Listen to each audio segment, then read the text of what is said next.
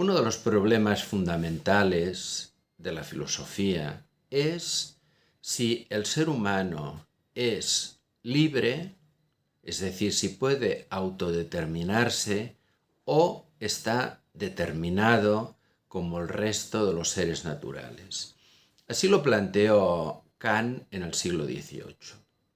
Para Kant, esto no era un problema que pudiera resolver la ciencia, no era un saber positivo, sino que era un problema de la metafísica.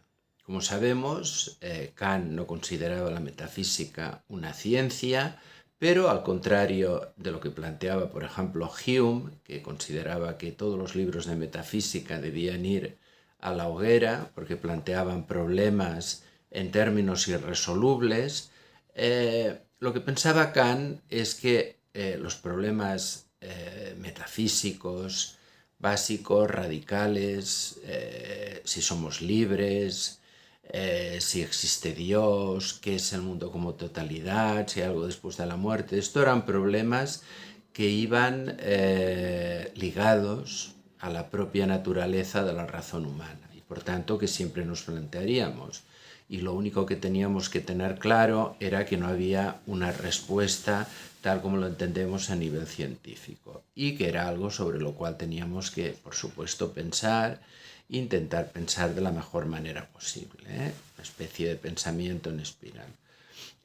Kant pienso que resuelve mal la cuestión planteando que la ciencia habla de los fenómenos del mundo que aparece y en cambio el problema de la libertad nos remite al número, es decir, las cosas tal como son. Es decir, que a nivel fenoménico estamos determinados, pero que más allá hay algo en el ser humano que nos remite, digamos, a esta libertad, ¿no? Algo que no sería accesible, digamos, desde el mundo fenoménico. Incluso pienso que Schopenhauer se equivoca al seguir esta línea. Yo creo que la clave nos la da Spinoza. Spinoza aceptará la paradoja, es decir, aceptará que la relación entre libertad y determinismo es una cuestión paradójica, es decir, que aparentemente será contradictorio afirmar las dos cosas a la vez, pero que de hecho detrás de esta paradoja podemos encontrar una vía, digamos, para pensar la libertad en seres que están determinados. Porque una cosa que hará Spinoza, y que me parece correcta, es considerar que el ser humano es, o cada ser humano, mejor dicho, es un modo singular finito dentro de la naturaleza. Por lo tanto, que no somos, como él dice textualmente, un imperio, el ser humano, dentro de otro imperio que es la naturaleza. Contrariamente a lo que pueden plantear, pues por ejemplo, Descartes, cuando plantea que el ser humano es el único que tiene alma, o como planteará, por ejemplo, Hegel, planteando la cultura como una cosa opuesta a la naturaleza, o planteará, por ejemplo, Heidegger,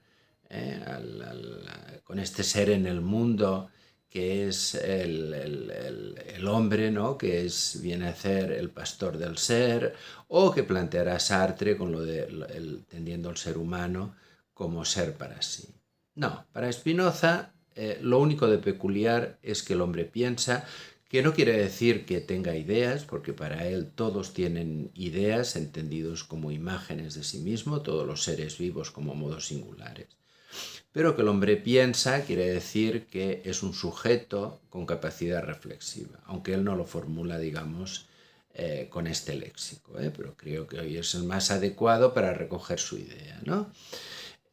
¿Y qué es lo que pasa? Que los humanos, en la medida que tenemos esta capacidad reflexiva, no actuamos de manera determinada como el resto, digamos, de animales.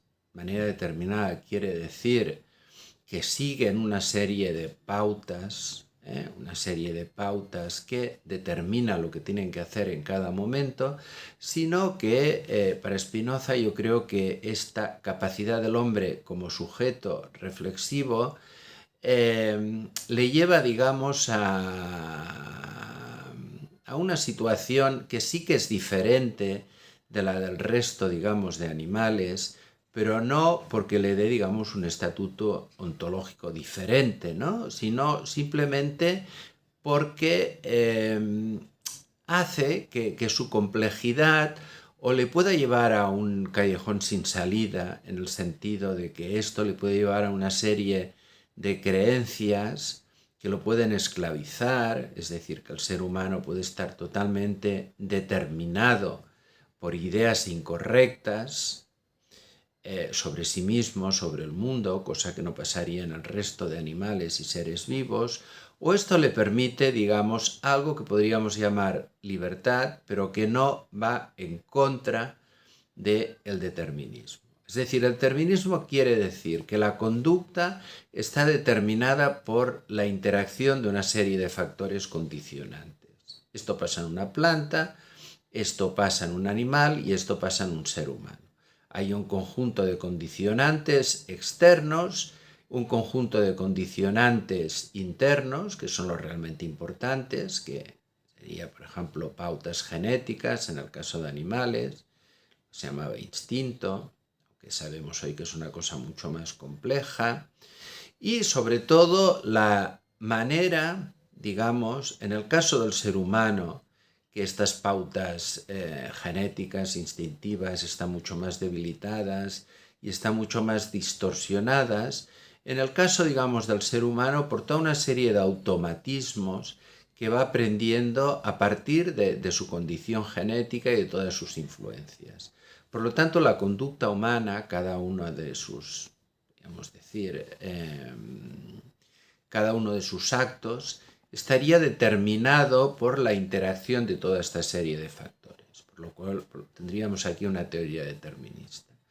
Pero el ser humano puede hacer algo, es decir, no necesariamente lo hace, por lo tanto la libertad no se plantea, digamos, en términos, digamos, necesarios, decir que todo ser humano es libre, sino que la libertad es algo que con un trabajo se puede conquistar. Puede conquistar un cierto espacio, un cierto margen que consiste en entender nuestros propios condicionamientos, entender y por tanto distanciarnos, ser capaz de ver lo que está pasando, lo que nos está pasando, y a partir de aquí, a partir de esta distancia, tomar una decisión. Decisión que vendría, por tanto, de una cierta autodeterminación. Entendiendo por autodeterminación, ser capaz de seguir este margen que nos permite, digamos, decidir. Por lo tanto, esta sería la definición que daría a la libertad humana, entendida como libertad interna. Evidentemente, la libertad externa, estamos hablando de libertades sociales, políticas, son una cosa diferente de lo que yo hablo. Estoy hablando de una libertad interna, de la capacidad, digamos, que tiene el ser humano de decidir algo que no sea sencillamente el resultado de todas estas determinaciones, ¿no? Por lo tanto, entiendo la libertad de esta manera como una cierta liberación del propio destino que van marcando toda esta serie, digamos, de acontecimientos, ¿no? De determinaciones.